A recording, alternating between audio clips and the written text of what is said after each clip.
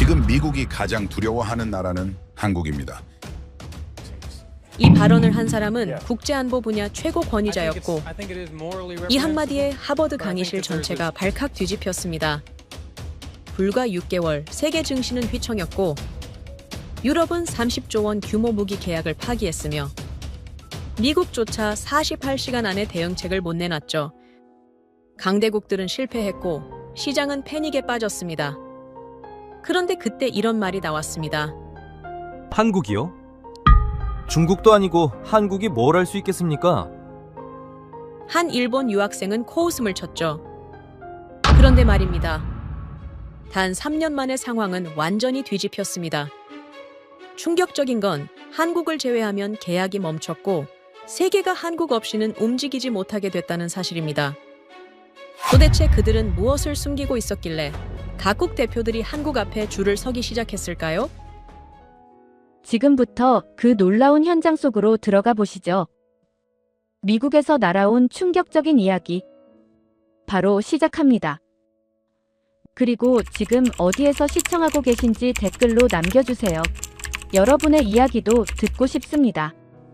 그 전에 잠깐 1초 만에 누를 수 있는 좋아요 버튼을 꾹 눌러주시면 영상 제작에 큰 힘이 됩니다. 그럼 바로 사연 시작하겠습니다.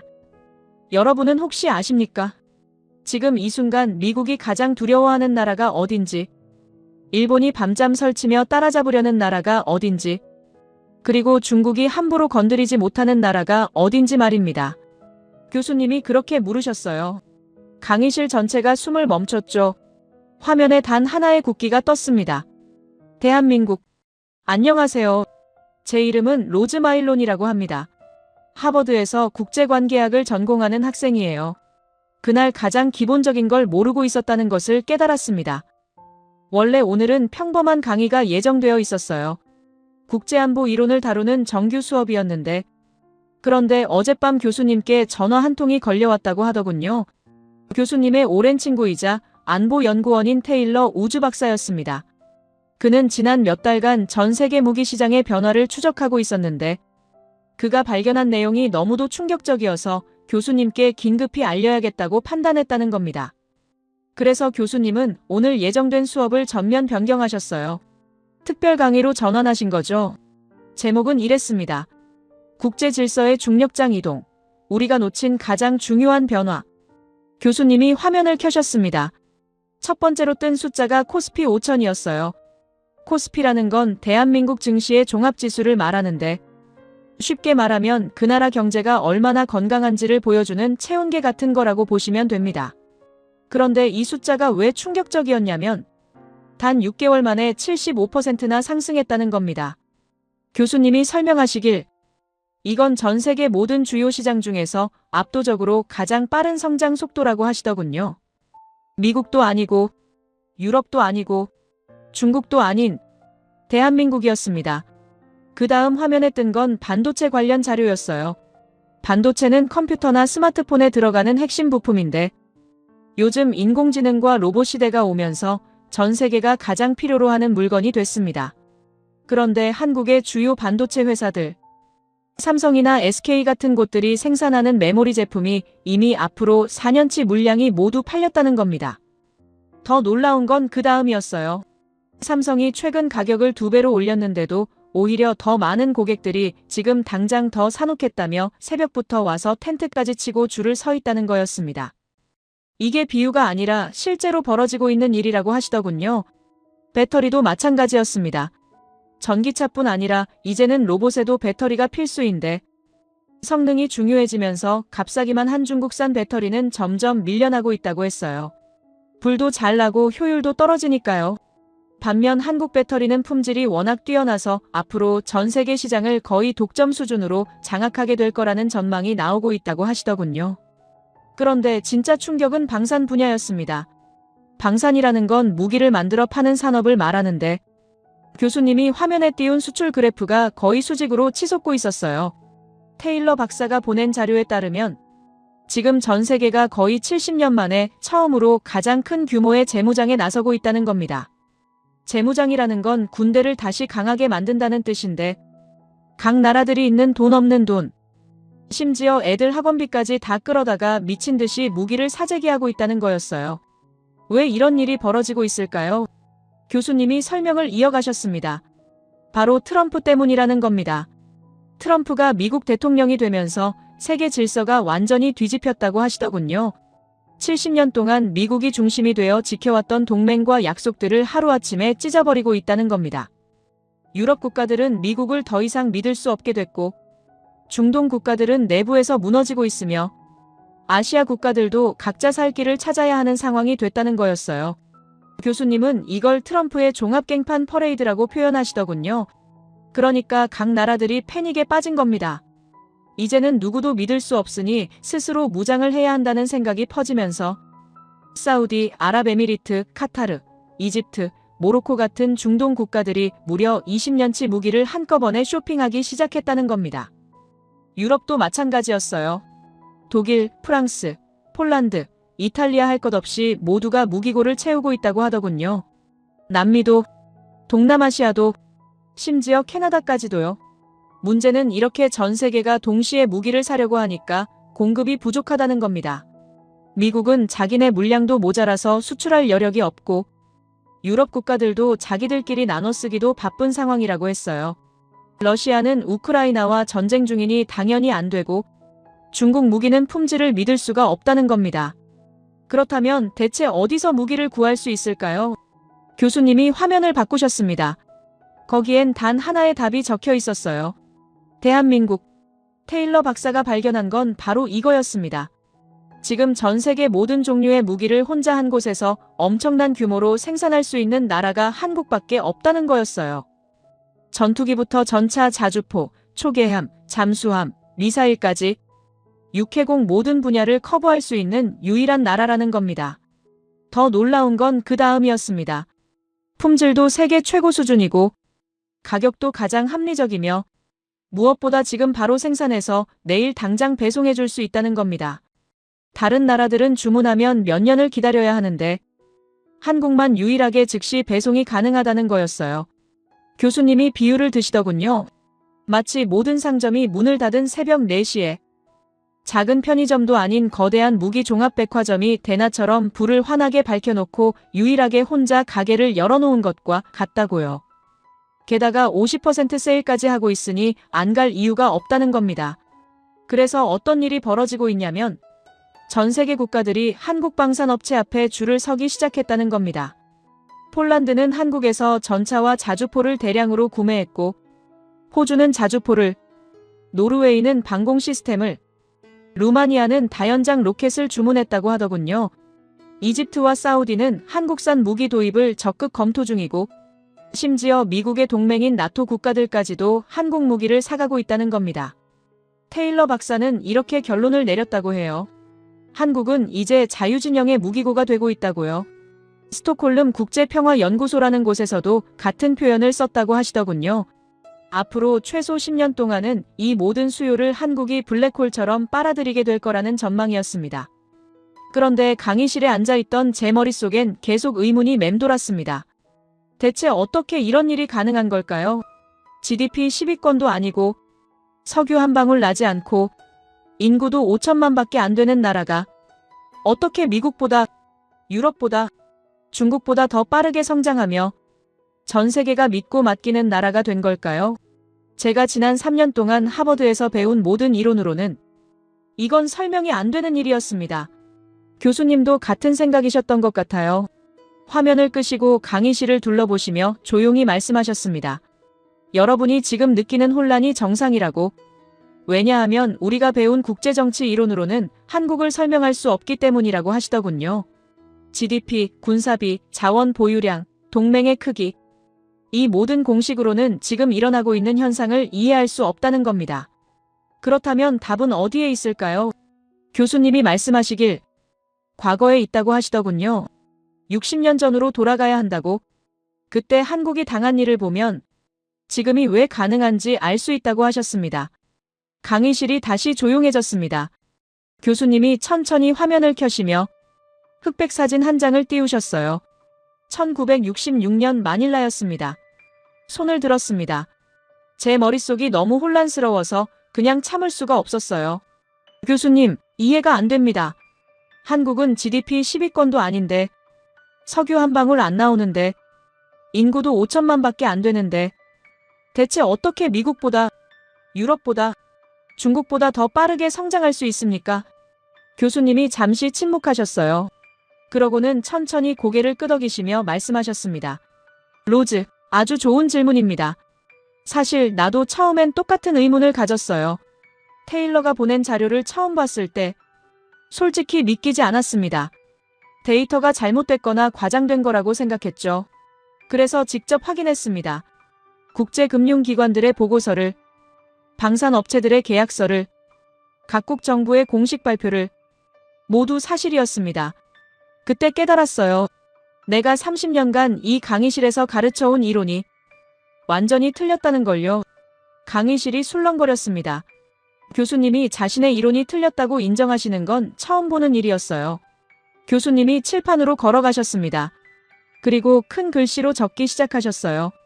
GDP, 군사비, 자원, 동맹. 이게 우리가 배운 힘의 공식입니다. 국제정치학의 근본이죠. 나라의 힘은 이 네 가지로 결정된다고 배웠어요. 경제 규모가 크고, 군사비를 많이 쓰고, 자원을 많이 가지고, 강한 동맹이 많으면 그 나라가 강대국이 된다는 겁니다.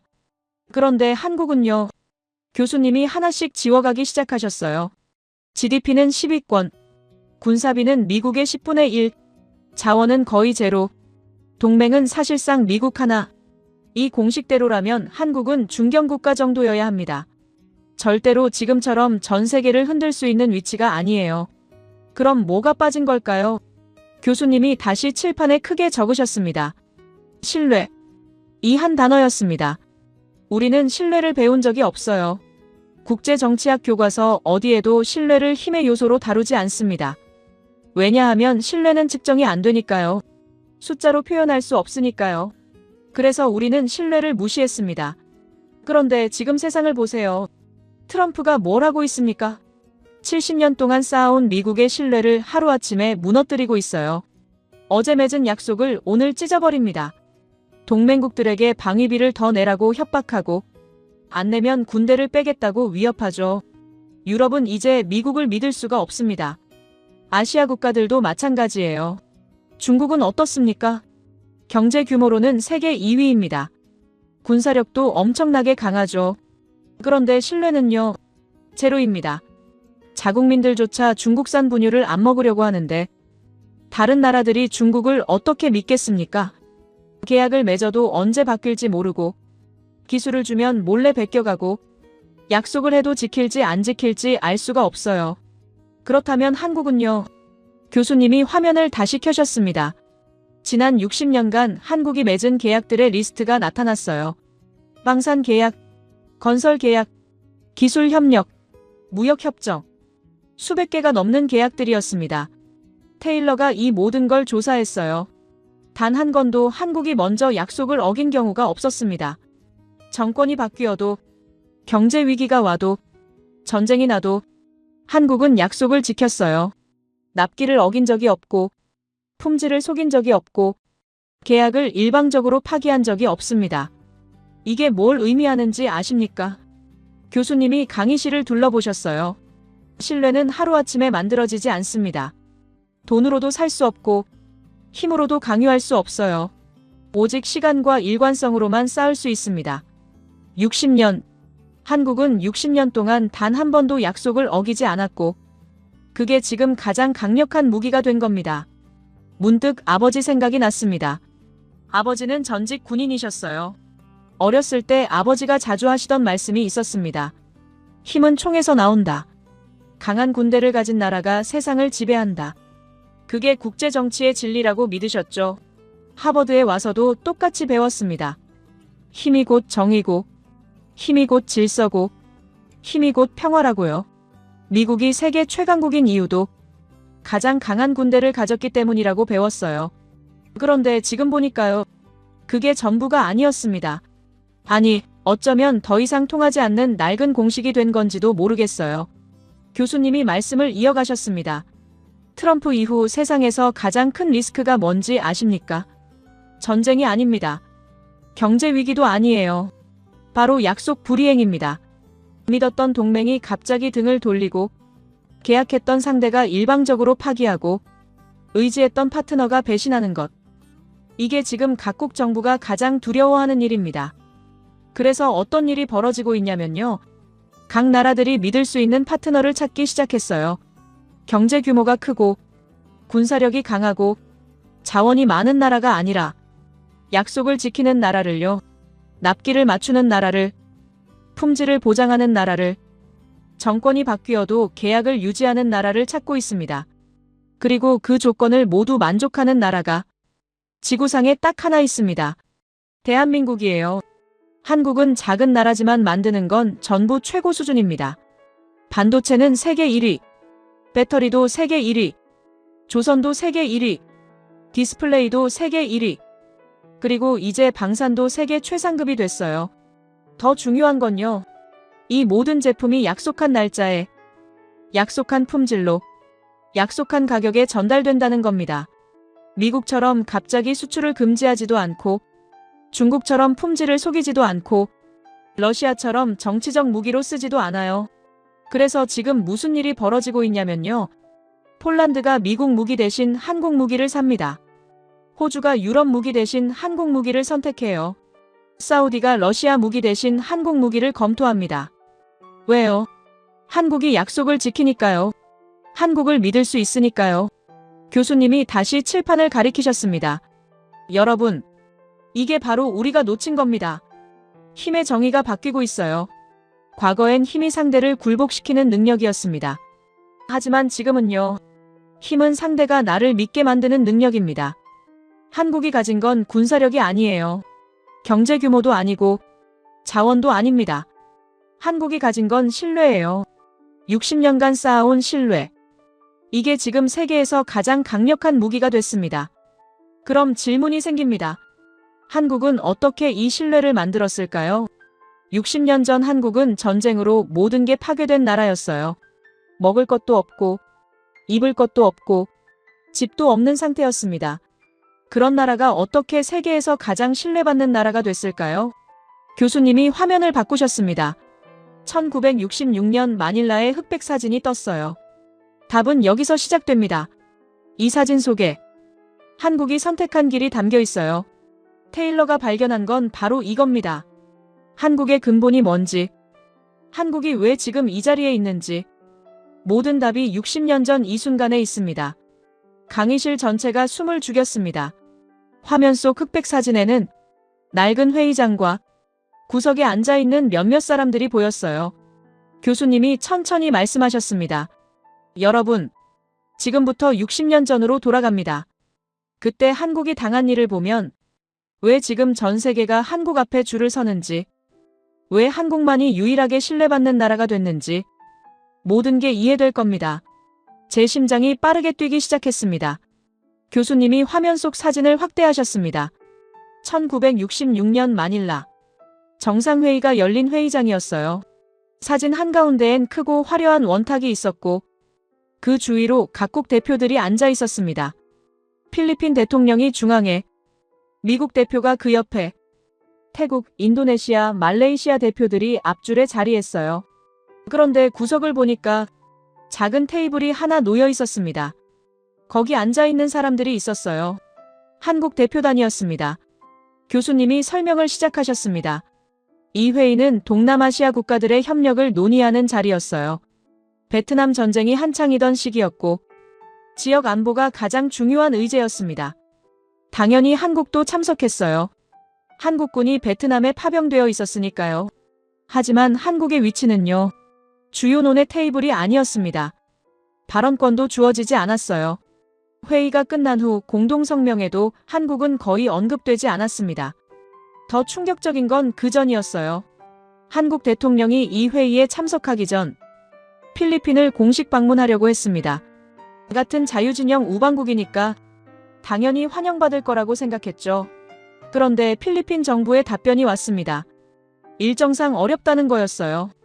대통령 스케줄이 맞지 않는다고 했습니다. 교수님이 잠시 멈추셨어요. 외교에서 이게 무슨 뜻인지 아십니까? 일정상 어렵다는 건 정중한 거절입니다. 지금 만날 필요가 없다는 뜻이에요. 우선순위가 아니라는 거죠. 한국은 그때 필리핀보다 경제적으로 훨씬 뒤처져 있었습니다. 필리핀은 아시아에서 일본 다음으로 잘 사는 나라였어요. 영어를 공용어로 쓰고 미국과 긴밀한 관계를 유지하며 동남아시아의 중심 국가로 인식되고 있었습니다. 반면 한국은요, 전쟁이 끝난 지 10년 남짓 지난 가난한 나라였어요. 국민 1인당 소득이 100달러도 안 됐습니다. 필리핀의 10분의 1 수준이었죠. 그러니까 필리핀 입장에서는 한국이 굳이 시간을 내서 만날 만한 상대가 아니었던 겁니다. 경제 협력을 할 것도 없고, 기술을 배울 것도 없고, 정치적으로 도움이 될 것도 없었으니까요. 태국도 비슷했습니다. 1960년대 태국은 한국보다 경제적으로 앞서 있었어요. 쌀을 수출하고 관광 산업이 발전하고 있었으며 동남아시아에서 영향력이 있는 나라였습니다. 태국은 한국을 동등한 파트너로 보지 않았어요. 도와줄 필요는 있을지 모르지만 함께 협력할 대상은 아니라고 생각했습니다. 인도네시아는 더 확실했어요. 인구가 억 단위였고 석유와 천연가스 같은 자원이 풍부했으며 국토도 광활했습니다. 인도네시아 정부는 한국 같은 작은 나라와 굳이 관계를 깊게 맺을 이유를 찾지 못했어요. 말레이시아도 마찬가지였습니다. 영국 연방의 일원으로서 자부심이 있었고 주석과 고무 같은 자원으로 경제가 안정적이었어요. 한국처럼 아무것도 없는 나라와 무엇을 함께할 수 있겠습니까? 교수님이 화면을 바꾸셨습니다. 이번엔 1955년 사진이 떴어요. 인도네시아 반둥에서 열린 회의 장면이었습니다. 이게 바로 반둥회의입니다. 아시아와 아프리카 29개국이 모인 역사적인 회의였어요. 서구 열강의 식민 지배를 받았던 나라들이 처음으로 한자리에 모여서 앞으로 어떻게 협력할지 논의한 자리였습니다. 비동맹 외교의 출발점이라고 불리는 중요한 회의였죠. 그런데 한국은요, 초대조차 받지 못했습니다. 아시아 국가인데도요, 식민 지배를 받았던 역사가 있는데도요, 전쟁을 겪고 가난과 싸우고 있는데도요, 한국은 그 자리에 없었습니다. 왜 그랬을까요? 교수님이 설명하셨어요. 한국이 중요하지 않다고 판단했기 때문입니다. 영향력이 없으니까, 기여할 게 없으니까, 굳이 부를 필요가 없다고 생각한 거예요. 더 놀라운 건요, 아프리카 신생 독립국들조차 한국을 무시했다는 겁니다. 가나, 나이지리아 같은 나라들이요. 이들은 독립한 지 얼마 안 됐지만 금이나 석유 같은 자원이 있었어요. 그래서 스스로 생각하기를 최소한 한국보단 낫다고 여겼습니다. 자원이 있으니까, 미래가 있으니까 한국처럼 아무것도 없는 나라보다는 훨씬 나은 위치라고 믿었던 거죠. 교수님이 칠판에 다시 글씨를 쓰기 시작하셨습니다. 일본, 독일, 러시아, 중국, 이 나라들을 보십시오. 일본은 서구 열강에게 불평등 조약을 강요당했어요. 하지만 최소한 두려움의 대상이었습니다. 섬나라지만 해군이 강했고 빠르게 근대화하고 있었으니까요.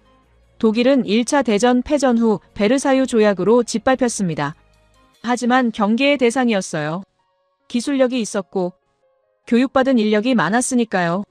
러시아는 소련 붕괴 후 철저히 외면당했습니다. 하지만 견제의 대상이었어요. 핵무기가 있었고 광활한 영토가 있었으니까요. 중국은 아편전쟁 이후 반식민지로 전락했습니다. 하지만 계산의 대상이었어요. 인구가 많았고 시장이 컸으니까요. 그런데 한국은요. 교수님의 목소리가 낮아졌습니다. 아무것도 아니었습니다. 두려움의 대상도 아니고 경계의 대상도 아니고 견제의 대상도 아니고 계산의 대상도 아니었어요. 존재하지 않는 취급이었습니다. 교수님이 천천히 말씀하셨어요. 국제정치에서 가장 잔인한 폭력이 뭔지 아십니까? 욕하는 게 아닙니다. 조롱하는 것도 아니에요. 위협하는 것도 아닙니다. 가장 잔인한 건요. 존재를 지우는 겁니다. 그냥 중요하지 않게 취급하는 거예요. 신경조차 쓰지 않는 겁니다. 한국은 그런 취급을 받았어요. 회의에 초대받지 못하고 방문 요청이 거절당하고 회의장에서 구석자리에 앉고 발언권도 주어지지 않았습니다. 더 아픈 건요. 이게 악의가 아니었다는 겁니다. 필리핀도, 태국도, 인도네시아도, 말레이시아도 한국을 미워해서 그런 게 아니었어요. 그냥 중요하지 않았던 겁니다. 시간을 쓸 가치가 없었던 거예요. 관심을 가질 이유가 없었던 겁니다. 강의실이 숨을 죽였습니다. 교수님이 화면을 끄시고 우리를 바라보셨어요. 여러분, 이 정도면 복수할 자격이 충분하지 않습니까? 한국은 가장 처참하게 외면당한 나라였어요. 가장 철저하게 무시당한 나라였습니다. 일본은 서구에게 당했지만 아시아에서는 힘이 있었어요. 독일은 유럽에서 짓밟혔지만 기술과 인력이 있었습니다. 러시아는 냉전에서 졌지만 군사력이 남아 있었어요. 중국은 반식민지였지만 땅과 인구가 있었습니다. 그런데 한국은요, 아무것도 없었습니다. 그리고 아무도 신경 쓰지 않았어요. 제 가슴이 답답해졌습니다. 왜 이렇게까지 무시를 당해야 했을까요? 왜 존재조차 인정받지 못했을까요? 그리고 다음 질문이 떠올랐습니다. 그래서 한국은 복수했습니까? 힘을 키운 뒤 필리핀을 무시했습니까? 태국을 외면했습니까? 인도네시아를 짓밟았습니까? 교수님이 미소를 지으셨어요. 좋은 질문입니다. 로즈. 바로 그게 핵심이에요. 한국이 그 다음 무엇을 선택했는지, 그게 지금 한국을 설명하는 열쇠입니다. 화면이 다시 켜졌습니다. 이번엔 컬러 사진이었어요.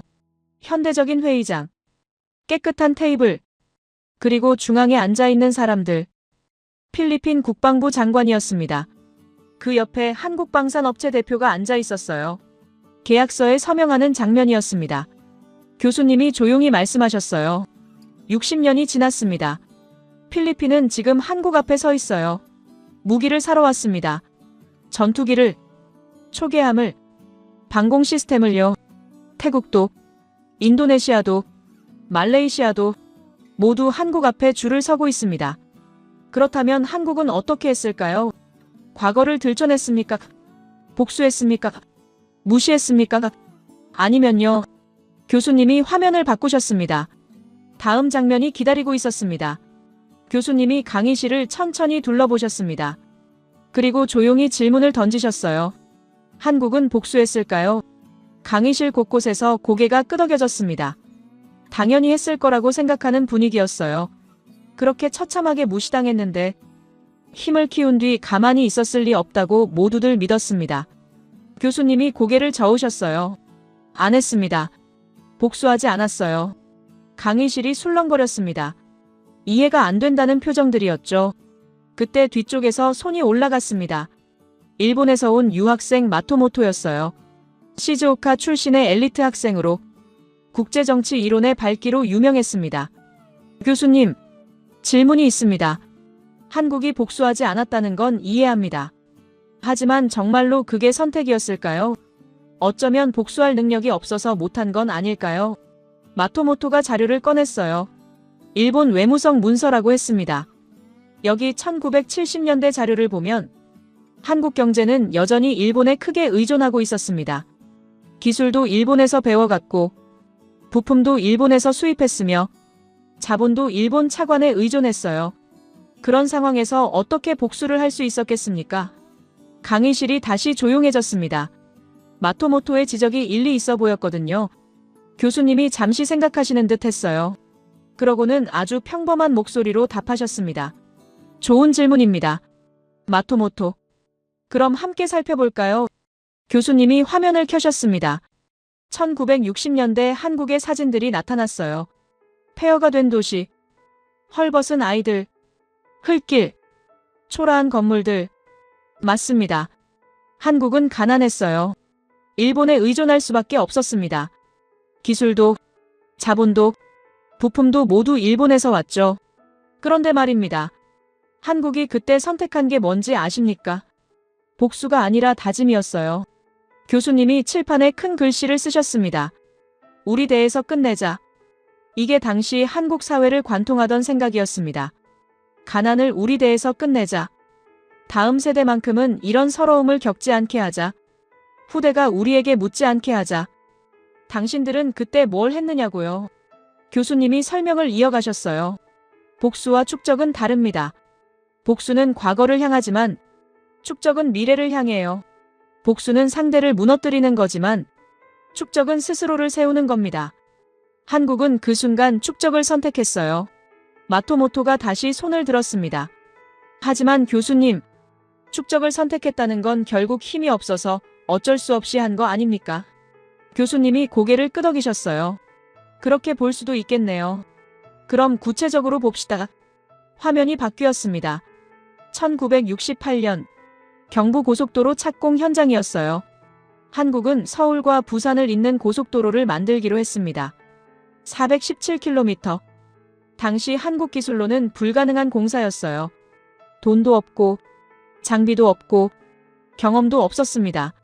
세계은행이 반대했습니다. 무모하다고 했어요. 미국 전문가들도 말렸습니다. 시기상조라고 했죠. 그런데 한국은 강행했어요. 1970년 2년 만에 완공했습니다. 마토모토가 자료를 다시 꺼냈습니다. 교수님, 그 고속도로 건설에도 일본 기술이 들어갔습니다.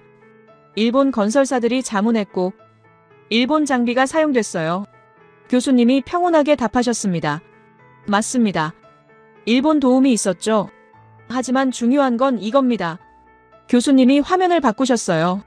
공사 현장 사진들이 쏟아졌습니다. 비 오는 날에도 일하는 인부들.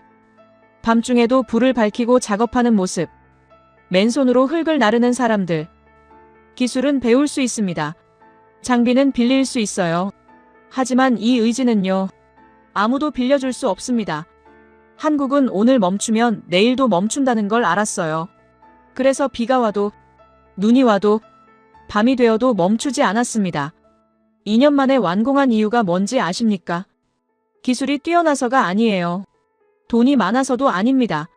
멈추지 않았기 때문입니다. 마토모토의 표정이 굳어지기 시작했어요. 교수님이 다음 화면을 띄우셨습니다. 새마을 운동이었어요. 1970년대. 한국은 농촌을 바꾸기 시작했습니다.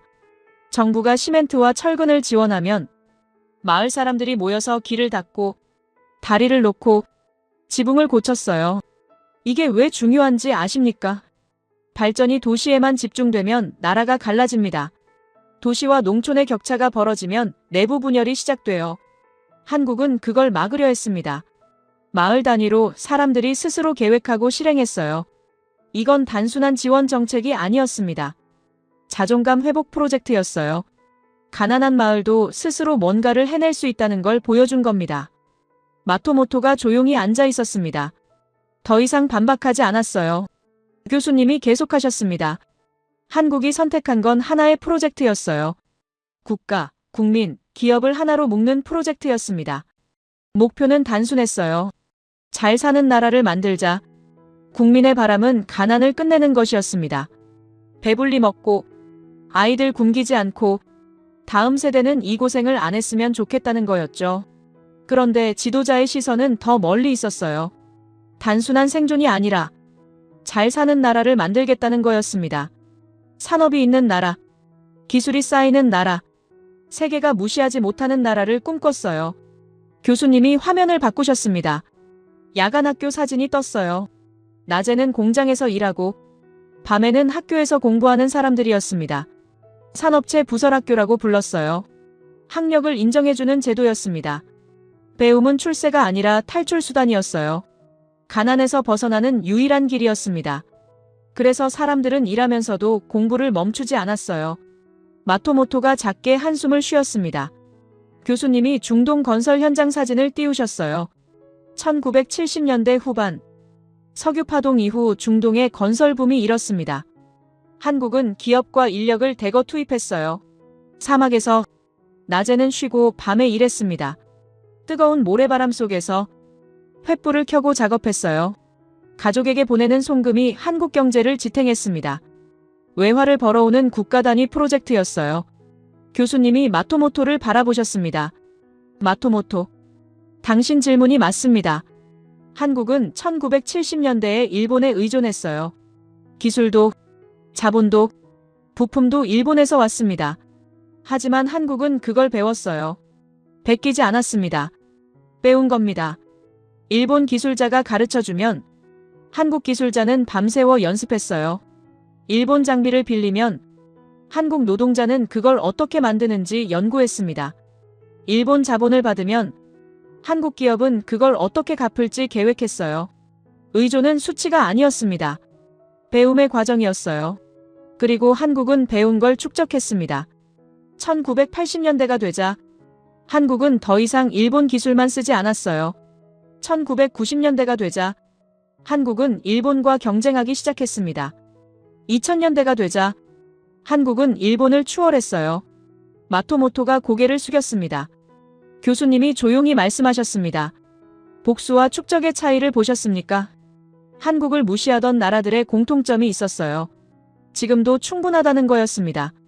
자원이 있으니, 인구가 많으니, 위치가 좋으니 굳이 변할 필요가 없었던 거죠. 반면 한국의 생각은 정반대였어요. 지금으로는 부족하다. 아무것도 없으니 모든 걸 만들어야 한다.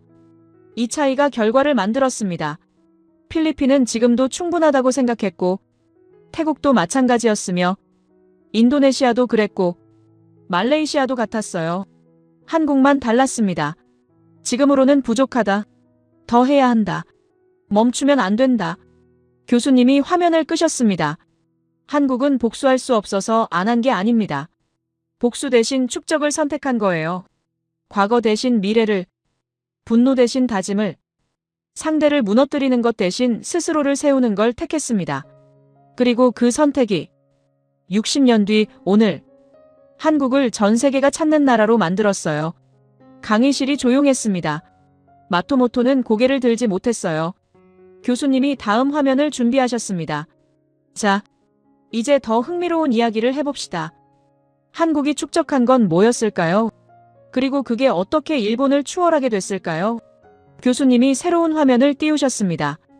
일본 산업계의 반응을 정리한 문서였어요.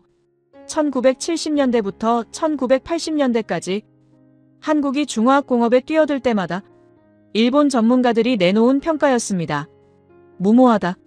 미친 짓이다. 실패할 게 뻔하다. 교수님이 하나씩 읽어내려 가셨어요. 조선업을 보겠습니다. 한국은 1970년대 초대형 선박 건조에 뛰어들었어요. 배 한 척을 만드는데 수천 개의 부품이 들어가고 수백 명의 인력이 투입되며 납기를 하루라도 어기면 계약이 취소되는 산업입니다. 일본은 이미 세계 최고 수준이었어요. 기술도 있고 경험도 많고 자본도 풍부했습니다. 그런데 일본의 판단은 이랬습니다. 수익성이 낮다. 위험하다. 굳이 할 필요 없다는 거였어요. 교수님이 설명하셨습니다. 일본은 합리적으로 계산했어요.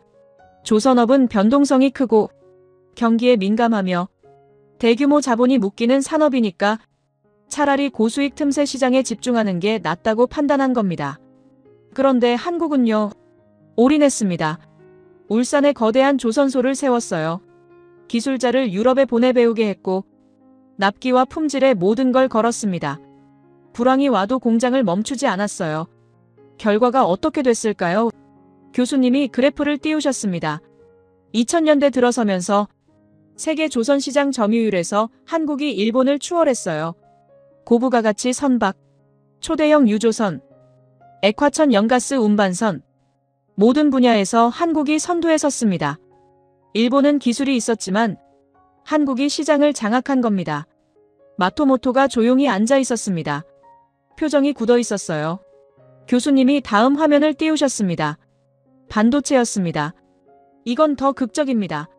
1980년대 일본은 반도체 최강국이었어요. 세계 시장 점유율이 50%에 육박했고 소재부터 장비까지 모든 걸 장악하고 있었습니다. 그런데 일본의 판단은 이랬어요. 메모리 반도체는 단가가 낮다. 가격 변동성이 크다. 치킨 게임은 비효율적이다. 그래서 일본은 메모리 시장을 점차 축소하기 시작했습니다. 한국은 정반대였어요. 메모리에 모든 걸 걸었습니다. 불황이 와도 공장을 돌렸어요. 다른 나라들이 생산을 중단할 때 한국만 계속 돌렸습니다. 수율 올리는 데 집착했고 양산 능력에 모든 걸 쏟아부었어요. 사람과 엔지니어 중심으로 기술을 축적했습니다. 밤을 새워가며 불량률을 줄였고 공정을 개선했으며 속도를 높였어요. 교수님이 목소리를 높이셨습니다. 결과를 보십시오. 2000년대 들어서면서 메모리 반도체 세계 주도권이 완전히 이동했습니다. 한국이 시장을 지배하기 시작했어요. 삼성과 SK가 세계 1위와 2위를 차지했고 일본은 그 구도에서 점차 밀려났습니다. 2020년대 현재 메모리 반도체는 한국, 파운드리는 대만, 설계는 미국, 이렇게 구도가 굳어졌어요. 일본은 소재와 장비 분야에선 여전히 강하지만 최종 주도권은 이미 넘어간 겁니다. 마토모토가 고개를 숙였습니다. 제 가슴이 뜨거워졌어요. 이게 바로 한국이었습니다. 교수님이 화면을 바꾸셨습니다. 1973년 포항제철 용광로 사진이었어요. 붉은 불빛이 처음 켜진 순간이었습니다. 작업자들의 얼굴에 붉은 빛이 반사되고 있었어요. 교수님이 조용히 말씀하셨습니다. 철강은 모든 제조업의 뼈대입니다. 철이 없으면 조선도, 자동차도, 기계도, 건설도 불가능해요. 당시에도 무모하다는 말이 많았습니다. 하지만 한국은 먼저 깔고 갔어요. 철을 만든다는 건 남의 나라 산업을 빌려 쓰지 않겠다는 선언이었습니다. 국가의 체온이 올라가는 순간이었어요. 그리고 그 철로 배를 만들고 차를 만들고 건물을 세우고 다리를 놓았습니다. 교수님이 울산공단 사진을 띄우셨어요. 공장들이 해안을 따라 늘어서 있었습니다. 중화학, 자동차, 석유화학, 모든 게 한 곳에 모여 있었어요. 이건 단순히 공장을 모아놓은 게 아닙니다. 산업 벨트를 설계한 겁니다. 공장과 항구와 도로가 하나로 연결됐고 생산과 수출이 직결됐어요. 한국은 도시를 키운 게 아니라 산업을 배치한 겁니다. 1970년대 중반 중화학공업 드라이브가 본격화됐습니다. 가발이나 섬유 같은 경공업만으로는 한계가 있었어요. 그래서 무거운 산업으로 확장한 겁니다. 철강, 조선, 기계, 전자, 화학 모두 동시에 밀어붙였어요. 교수님이 설명하셨습니다. 가난에서 벗어나는 속도와 강국으로 도약하는 속도는 다릅니다. 한국은 여기서 두 번째 속도를 선택했어요. 1970년대 중반 한국 수출이 100억 달러를 돌파했습니다. 교수님이 말씀하셨어요. 이건 단순히 돈의 문제가 아니었습니다. 존재감의 문제였어요. 이 순간부터 한국은 더 이상 도와줄까 말까의 대상이 아니라 계산에 넣어야 하는 나라가 된 겁니다. 1986년 서울 아시안게임이 열렸어요. 교수님이 개막식 사진을 보여주셨습니다. 이건 단순한 스포츠 대회가 아니었습니다. 조직력, 치안, 인프라, 국가 운영 능력을 보여주는 시험대였어요. 개발도상국이 가장 두려워하는 건 경기 결과가 아닙니다. 운영 실패예요. 세계가 지켜보는 가운데 망신당하는 겁니다. 한국은 그 공포를 통과했습니다. 그리고 2년 후 1988년 서울 올림픽을 개최했어요. 교수님이 목소리를 높이셨습니다. 올림픽 유치는 홍보가 아닙니다. 국격과 신뢰의 판정이에요. 전쟁 폐허 이미지에서 운영 가능한 국가, 산업국가, 파트너 이미지로 전환된 순간이었습니다. 한국은 공장을 지은 뒤 그 공장을 세계에 전시한 겁니다. 강의실이 조용했습니다. 모두가 화면에 집중하고 있었어요.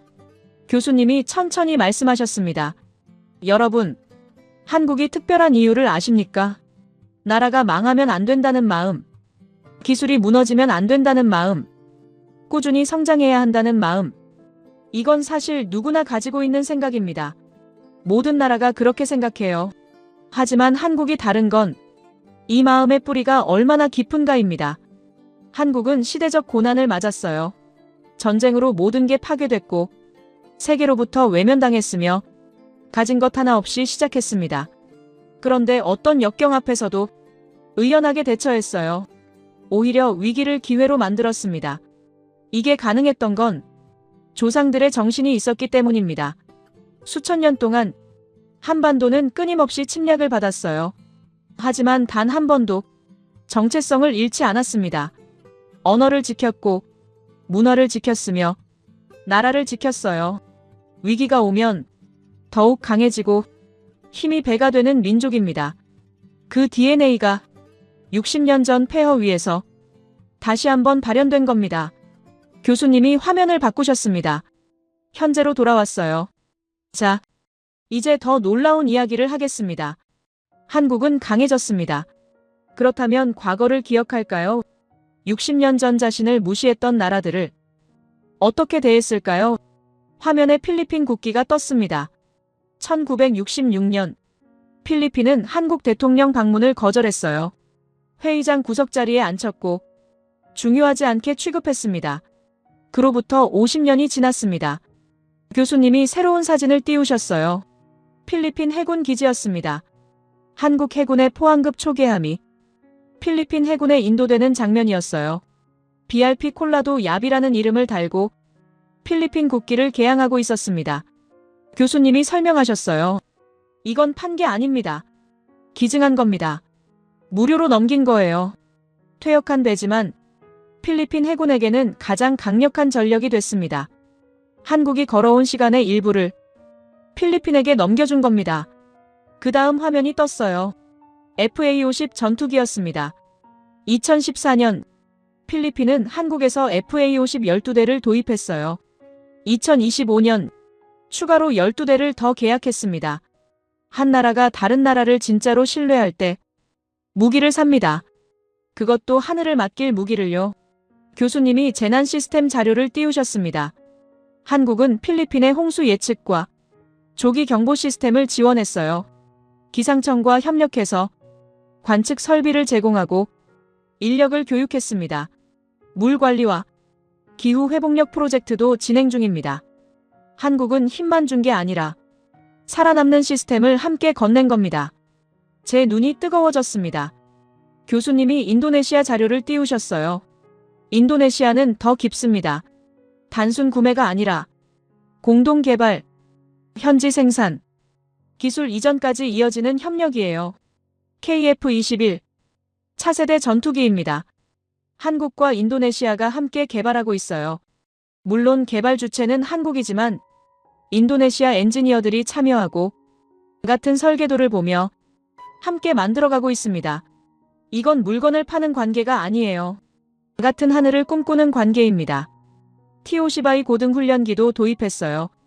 2014년까지 16대를 받았고 2025년 추가로 6대를 더 받기 시작했습니다. 전투기는 단순 장비가 아닙니다. 조종, 정비, 부품, 훈련, 국가 운영 체계를 함께 들여오는 겁니다. 교수님이 잠수함 사진을 띄우셨어요. 바다의 힘은 더 극적입니다.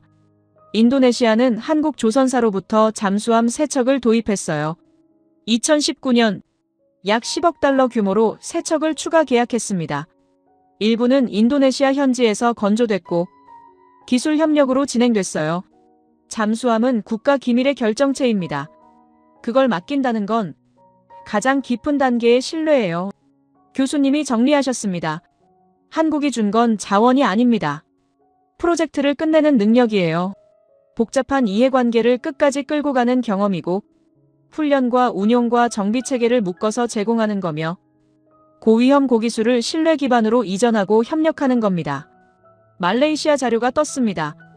2023년 말레이시아는 여러 경쟁자를 제치고 한국 FA-50 18대 도입 계약을 체결했어요. 2024년 한국과 말레이시아 정상이 만나 방산과 핵심 광물 협력을 합의했습니다. 한국은 이제 도움받는 나라가 아니라 선택받는 나라가 된 겁니다. 교수님이 화면을 끄셨습니다. 여러분, 한국은 강해진 뒤 과거를 들추지 않았어요. 1966년 마닐라에서 구석자리에 앉혔던 필리핀에게 한국은 초계함을 기증했습니다. 자원이 있다며 한국을 무시했던 인도네시아와 한국은 전투기를 함께 개발하고 있어요. 영국 연방의 자부심으로 한국을 거들떠보지 않았던 말레이시아가 지금은 한국을 선택합니다. 왜 그랬을까요? 교수님이 천천히 말씀하셨습니다. 한국이라는 나라는 우리라는 마음가짐으로 진심을 다해 일합니다. 정권이 바뀌어도 계약은 유지되고 납기는 지켜지며 품질은 보장되어 한국산 무기의 진짜 힘은 성능이 아닙니다. 납기와 약속입니다. 손을 내민 곳마다 한국이라는 이름은 신뢰로 남았어요. 1966년 한국을 구석자리에 앉혔던 필리핀이 지금은 한국 전투기로 하늘을 지킵니다. 한국을 무시했던 인도네시아가 지금은 한국과 같은 설계도를 펼쳐놓고 함께 미래를 만들고 있어요. 교수님이 강의실을 둘러보셨습니다. 이게 진짜 강함입니다. 복수하지 않는 힘, 과거를 들추지 않는 품격, 손을 내미는 용기. 한국은 강해졌지만 약한 나라를 짓밟지 않았어요. 기억하지만 복수하지 않았습니다. 그리고 그 태도가 한국을 세계에서 가장 신뢰받는 나라로 만들었습니다. 제 심장이 빠르게 뛰었습니다. 이게 바로 한국이었어요. 교수님이 다음 화면을 준비하셨습니다. 자, 이제 마지막 질문으로 돌아갑시다. 왜 지금 한국입니까? 왜 트럼프 시대에 한국이 대박났습니까? 답은 이미 나왔습니다. 60년 전부터 시작된 그 선택들이 지금 빛을 발하고 있는 겁니다. 교수님이 화면을 다시 현재로 전환하셨습니다. 2026년 1월. 바로 지금 이 순간의 데이터였어요. 자, 이제 처음 질문으로 돌아옵시다. 로즈가 맨 처음 물었던 것. 왜 한국입니까? 왜 트럼프 시대에 한국이 대박났습니까? 교수님이 칠판에 적으셨습니다. 60년. 이 숫자가 모든 걸 설명합니다. 한국은 60년간 단 한 번도 약속을 어기지 않았어요. 아까 이야기했듯이 신뢰는 하루아침에 만들어지지 않습니다. 돈으로 살 수도 없고 힘으로 강요할 수도 없어요. 오직 시간과 일관성으로만 쌓이는 겁니다. 그런데 지금 세상을 보세요. 교수님이 트럼프 관련 뉴스를 띄우셨습니다. 트럼프는 약속 불이행의 상징이 됐어요. 어제 맺은 계약을 오늘 찢고 동맹국에게 방위비를 더 내라고 협박하며 관세를 무기로 협상을 강요합니다. 유럽은 이제 미국을 믿을 수 없게 됐어요. 나토 동맹이 70년 넘게 유지됐지만 트럼프 한 사람이 그 신뢰를 무너뜨렸습니다. 아시아도 마찬가지예요. 미국이 언제 발을 빼고 나갈지 아무도 확신할 수 없게 됐습니다. 중국은 어떻습니까? 경제 규모로는 세계 2위지만 신뢰는 제로입니다. 교수님이 중국 관련 자료를 띄우셨어요. 자국민들조차 중국산 분유를 안 먹으려 하고 해외로 나가서 사오는 나라입니다. 계약을 맺어도 언제 바뀔지 모르고 기술을 주면 몰래 베껴가며 정치적 압박을 경제 무기로 사용해요. 그렇다면 남은 선택지가 뭡니까? 교수님이 화면을 바꾸셨습니다. 대한민국 국기가 떴어요. 혼란할수록 신뢰는 가장 비싼 자원이 됩니다.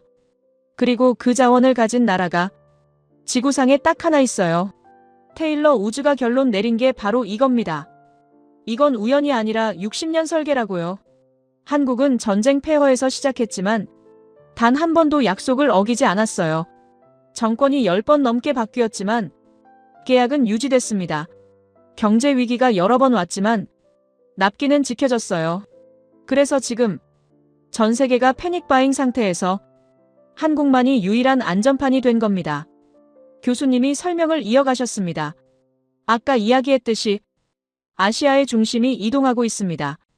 과거엔 중국과 일본이었어요.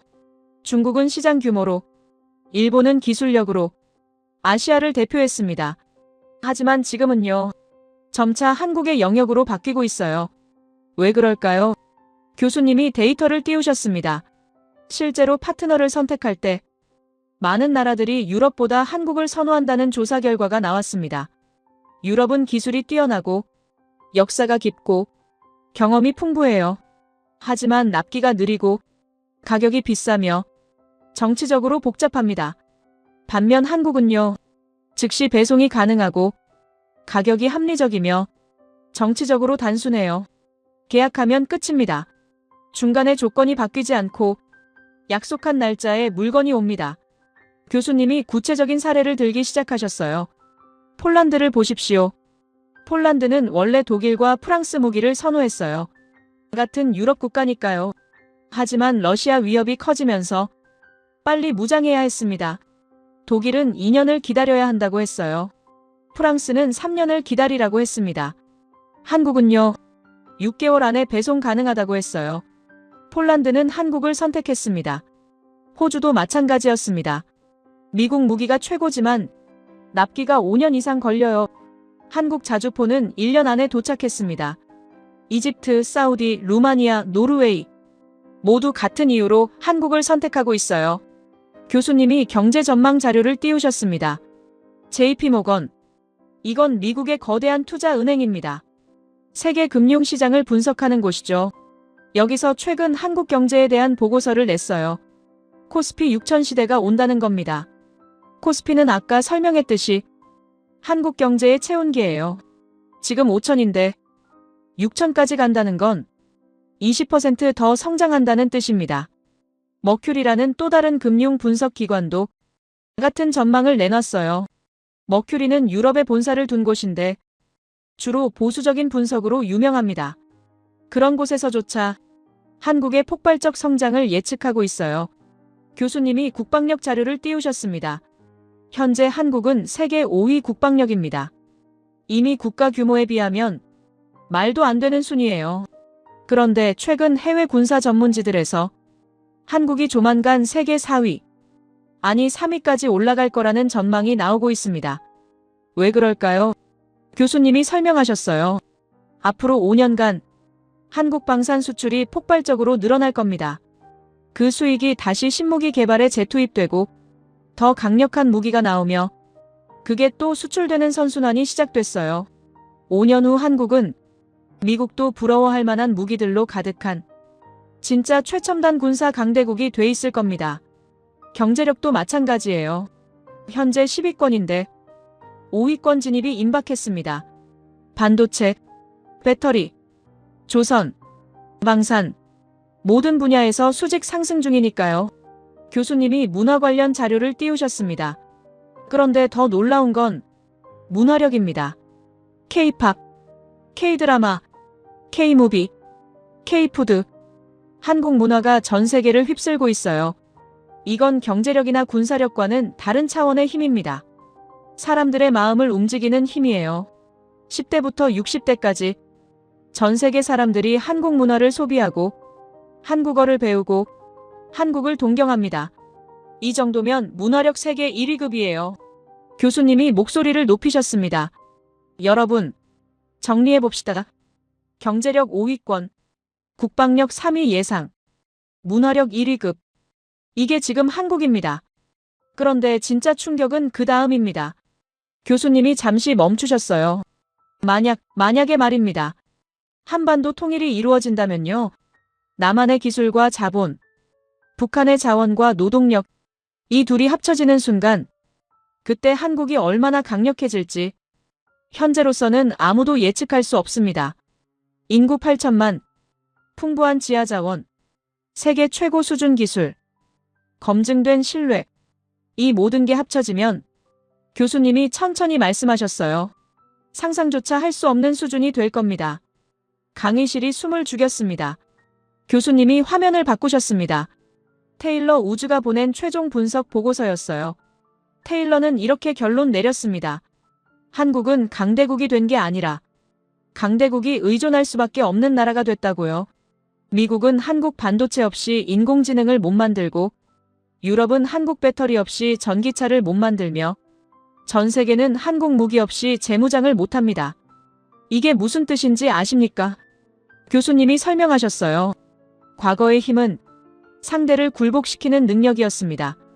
군사력으로 위협하고 경제력으로 압박하고 자원으로 통제하는 거였어요. 하지만 지금의 힘은 상대가 나를 필요로 하게 만드는 능력입니다.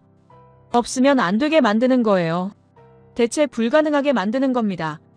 한국이 바로 그런 나라가 됐어요. 반도체 시장에서 한국이 빠지면 전 세계 인공지능 산업이 멈춥니다. 배터리 시장에서 한국이 빠지면 전기차와 로봇 산업이 무너져요. 방산 시장에서 한국이 빠지면 수십 개 국가가 재무장을 못합니다. 이게 진짜 힘입니다. 총이나 미사일보다 강한 힘이에요. 왜냐하면 군사력은 위협할 수 있지만 신뢰는 의존하게 만들기 때문입니다. 교수님이 칠판에 큰 글씨를 쓰셨어요. 힘 신뢰. 이게 2026년 국제정치의 새로운 공식입니다. 그리고 이 공식에서 한국은 최고점에 서 있어요. 제 가슴이 벅차올랐습니다. 교수님이 화면을 끄시고 강의실을 둘러보셨어요. 여러분, 오늘 아침 우리는 한 가지 질문으로 시작했습니다. 왜 한국입니까? 이제 답을 알겠습니까? 한국은 60년 전 세계에서 가장 처참하게 외면당한 나라였어요. 필리핀에게, 태국에게, 인도네시아에게, 말레이시아에게, 심지어 아프리카 신생국들에게까지 존재조차 인정받지 못했습니다. 그런데 한국은 복수를 선택하지 않았어요. 축적을 선택했습니다. 가난을 우리 대에서 끝내자. 다음 세대는 고개 숙이지 않게 하자. 그 다짐 하나로 멈추지 않았습니다. 비가 와도, 눈이 와도, 전 세계가 무모하다고 해도 한국은 멈추지 않았어요. 그리고 60년이 지난 지금 한국을 무시했던 나라들이 한국 앞에 줄을 서고 있습니다. 한국 무기를 사고, 한국 기술을 배우고, 한국과 함께 미래를 만들고 싶어 합니다. 트럼프가 세계 질서를 무너뜨릴 때, 중국이 신뢰를 잃어갈 때, 유럽이 납기를 못 맞출 때, 한국만이 유일하게 약속을 지키는 나라로 남았습니다. 그래서 지금 전 세계가 한국을 찾고 있는 겁니다. 교수님이 마지막 화면을 띄우셨어요. 대한민국 국기였습니다. 이게 바로 신뢰의 배당입니다. 60년간 쌓아온 신뢰가 지금 한국을 세계 중심으로 만들고 있어요. 강의실이 조용했습니다. 하지만 그 침묵 속에 뜨거운 무언가가 흐르고 있었어요. 교수님이 천천히 말씀하셨습니다. 자, 이제 마지막 이야기를 하겠습니다. 한국이 우리에게 가르쳐 준 것. 그게 뭔지 함께 생각해 봅시다. 노트를 펼쳤습니다. 펜을 들었어요. 손이 떨렸습니다.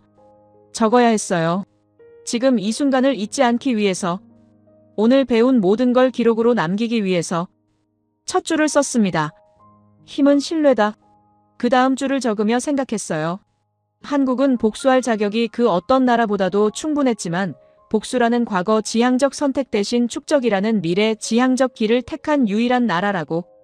세 번째 줄을 적을 때는 손이 더 떨렸습니다. 내가 3년 동안 하버드에서 배운 모든 이론이 틀렸던 게 아니라 세상이 바뀌었고 힘의 정의 자체가 완전히 달라진 거라고. 교수님이 천천히 강의실을 걸으시며 칠판 앞에 서셨어요. 여러분, 오늘 우리는 개념적 리모델링을 완료했습니다. 학기 내내 배웠던 국제정치 이론이 완전히 틀린 건 아니지만 불충분했고 가장 중요한 한 가지가 빠져 있었다는 걸 깨달았어요. GDP와 군사비와 자원과 동맹이라는 네 가지 요소는 여전히 중요하지만 이것만으로는 오늘날 국제 질서를 설명할 수 없으며 측정 가능한 물질적 힘만으로는 보이지 않는 가장 강력한 힘을 놓치게 된다는 겁니다. 교수님이 크게 적으셨습니다. 신뢰, 약속을 지키는 능력이자 납기를 맞추는 능력이며 품질을 보장하는 능력인 동시에 정권이 10번 바뀌어도 계약을 유지하는 능력이 바로 2026년 국제정치의 가장 핵심적인 요소가 됐다는 겁니다. 그리고 이 새로운 기준에서 한국은 누구도 따라올 수 없는 정점에 서 있다고 하셨어요. 교수님이 설명을 이어가셨습니다. 과거에는 중심과 주변이라는 구분이 명확했고 미국이 중심이며 유럽이 중심이고 나머지는 모두 주변부로 분류됐는데 한국 역시 도움받는 나라이자 따라가는 나라이며 의존하는 나라로 주변부에 속해 있었습니다. 하지만 지금은 그 이분법 자체가 무너지고 있으며 한국은 더 이상 규범을 따르는 나라가 아니라 규범을 새롭게 만들어내는 나라가 됐다는 겁니다. 납기는 즉시 배송 가능하고 품질은 세계 최고 수준을 보장하며 가격은 가장 합리적인 동시에 정치적 리스크는 최소화돼 있다는 이 네 가지가 한국이 만들어낸 새로운 국제거래의 기준이 됐고 이제 전 세계가 이 기준을 따라오려고 애쓰고 있다고 하시더군요. 교수님이 목소리를 높이셨습니다. 한국은 도덕적 권위를 가졌는데 이는 약속을 지키는 나라이자 신뢰할 수 있는 나라라는 평판에서 나오는 도덕성이며 동시에 실천적 권위도 가졌는데 이는 실제로 만들어내고 실제로 배송하며 실제로 결과를 보여주는 실행력에서 나오는 권위라는 겁니다. 도덕과 실천이라는 이 두 가지를 동시에 완벽하게 갖춘 나라가 국제 질서의 새로운 중력장을 형성하고 있으며 그 중력장의 이름이 바로 신뢰라고 하셨어요. 제 손이 계속 노트 위를 움직였습니다. 한국은 도덕적 권위와 실천적 권위를 동시에 가진 유일한 나라이며 중심과 주변이라는 낡은 구분은 무너졌고 신뢰라는 새로운 힘의 기준이 세워졌다고 적었어요. 교수님이 잠시 멈추시며 강의실을 둘러보셨습니다. 여러분, 힘이 정확히 무엇인지 다시 한번 생각해 봅시다. 과거에 우리는 힘을 복수할 수 있는 능력이라고 배웠고 상대를 굴복시킬 수 있는 능력이며 위협을 가할 수 있는 능력이자 필요하다면 무너뜨릴 수 있는 능력이라고 이해했습니다. 일본은 서구 열강에게 당한 굴욕을 아시아 전체에 복수했고 독일은 베르사유 조약의 치욕을 전 유럽을 전쟁터로 만들며 복수했으며 러시아는 냉전 패배의 상처를 주변국 침공으로 복수하고 있고 중국은 100년의 치욕을 경제력과 군사력으로 천천히 그러나 확실하게 복수하고 있습니다. 이게 바로 우리가 교과서에서 배운 국제정치의 공식이었고 외면당하면 기억하며 힘을 얻으면 반드시 복수한다는 것이 역사가 증명해온 패턴이었습니다. 그런데 한국은 완전히 달랐다고 하셨어요. 교수님이 목소리를 낮추셨습니다.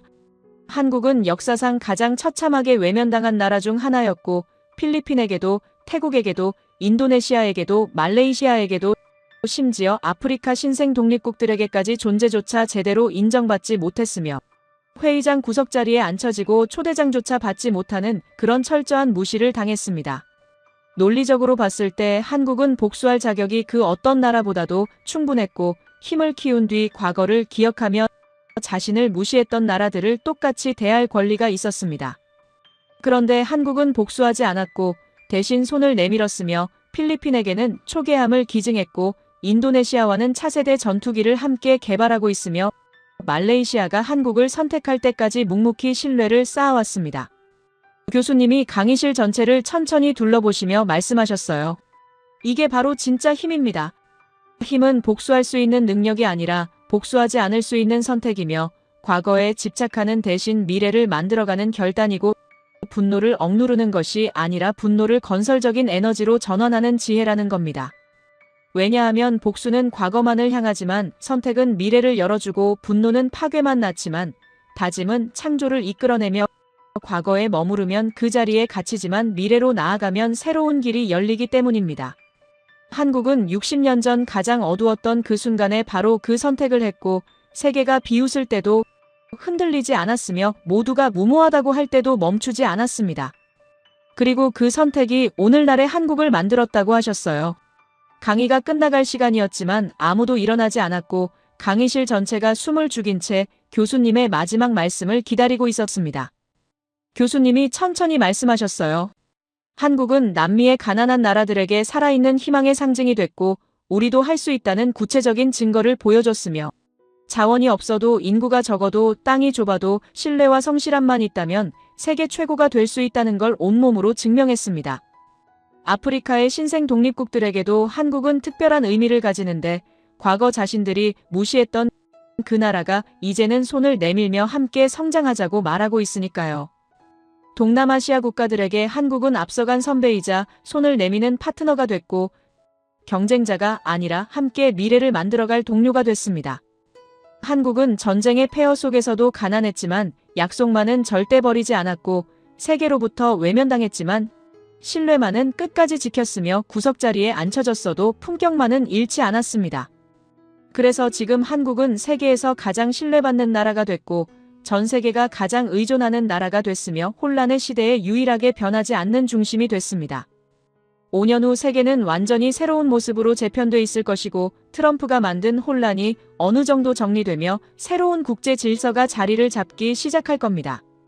그때 한국은 그 새로운 질서의 중심에 서 있을 것이며 경제 규모로는 세계 5위권 안에 확실히 자리 잡고 국방력으로는 미국과 러시아 다음 수준까지 올라서며 문화 영향력으로는 이미 전 세계 어디서나 사랑받고 있는 그런 모든 면에서 완성된 강대국이 돼 있을 겁니다. 그리고 가장 중요한 건 그 자리에 오르는 과정에서 한국은 누구도 짓밟지 않을 것이며 누구도 외면하지 않을 것이고 누구도 배신하지 않을 거라는 점인데 왜냐하면 한국은 60년 동안 그렇게 배우지 않았고 신뢰를 쌓는 법만을 배워왔으니까요. 강의가 끝났습니다. 노트를 덮었지만 일어날 수가 없었고 오늘 하루가 제3년 하버드 생활 전체보다 더 크게 느껴졌습니다. GDP로 나라를 평가하고 군사비로 힘을 측정하며 자원으로 미래를 예측하던 그 모든 공식이 불충분했다는 걸 깨달았고 진짜 중요한 건 신뢰였으며 약속이었고 일관성이었으며 품격이었다는 걸 배웠습니다. 그리고 한국이라는 나라가 그 모든 걸 60년이라는 긴 시간 동안 한 번도 흔들림 없이 보여줬다는 사실에 가슴이 뜨거워졌어요. 천천히 일어나 강의실 밖으로 나왔지만 머릿속은 계속 오늘 배운 것들로 가득했고 이 이야기를 누군가에게 꼭 전하고 싶다는 생각이 들었습니다. 미국에게 바랍니다. 힘만이 답이 아니라는 걸 다시 기억하시고 약속을 지키는 것이야말로 진짜 강함이라는 걸 깨달으시며 신뢰를 쌓는 것이 무기를 쌓는 것보다 훨씬 더 강력하고 지속 가능한 힘이라는 걸 알아주시길 바랍니다. 한국에게 바랍니다. 지금까지 60년 동안 한 걸음 한 걸음 걸어온 그 신뢰의 길을 앞으로도 변함없이 걸어가시고 세계가 혼란스러울 때일수록 더욱 흔들리지 않는 중심이 되어주시며 신뢰라는 가장 강력한 무기를 절대로 내려놓지 마시고 끝까지 지켜주시길 바랍니다. 세계에게 바랍니다. 한국이라는 작은 나라가 보여준 것을 단순한 경제 성장 스토리나 기적적인 발전 사례로만 보지 마시고 새로운 가능성의 증명이자 다른 길이 존재한다는 구체적인 증거로 받아들이시며 복수라는 과거 지향적 감정보다는 축적이라는 미래 지향적 행동이 얼마나 강력한지를 기억해 주시길 바랍니다. 우리는 모두 살아가며 수없이 많은 선택의 순간을 만나게 되고 분노할 것인가, 용서할 것인가, 과거를 붙잡을 것인가, 미래를 만들 것인가, 복수할 것인가, 축적할 것인가를 결정해야 하는 때가 옵니다. 한국은 60년 전 전쟁의 폐허 속에서 세계로부터 철저히 외면당하던 그 가장 어두운 순간에 미래를 택했고 축적을 선택했으며 신뢰를 지키기로 결심했습니다. 그리고 그 선택 하나가 한 나라 전체의 운명을 완전히 바꿔놓았고 세계 질서의 중심을 이동시켰으며 힘의 정의 자체를 다시 쓰게 만들었습니다. 우리도 각자의 자리에서 개인으로서든 공동체의 일원으로서든 국가의 구성원으로서든 인류의 한 사람으로서든 그런 선택을 할 수 있기를 바라고 복수라는 쉬운 길 대신 축적이라는 어려운 길을 택할 수 있기를 바라며 분노라는 순간의 감정 대신 다짐이라는 지속적인 의지를 선택할 수 있기를 바랍니다. 그래서 50년 후에도 100년 후에도 우리 후손들이 우리를 돌아볼 때 고개를 들 수 있기를 바라고 당신들은 그때 올바른 선택을 했다고 말해줄 수 있기를 바라며 한국이 60년 전 그랬던 것처럼 우리도 미래 세대에게 부끄럽지 않은 선택을 남길 수 있기를 진심으로 바랍니다. 제 이야기를 끝까지 들어주셔서 감사합니다. 모두 안녕히 계세요. 오늘의 사연 어떻게 들으셨나요? 처음에는 한 나라의 성공 이야기처럼 들렸을지도 모르고 중간쯤에서는 너무 과장된 이야기 같다고 느끼셨을 수도 있고 마지막에는 마음 한켠이 괜히 묵직해지신 분들도 계실 것 같습니다. 이 이야기가 특별한 이유는 누군가를 이겼다는 이야기가 아니라 누군가를 짓밟지 않고도 여기까지 올 수 있었다는 점 때문이었고 분노보다 다짐을, 복수보다 축적을 선택한 시간이 어떤 결과를 만들어내는지를 조용히 보여주고 있었기 때문인 것 같습니다.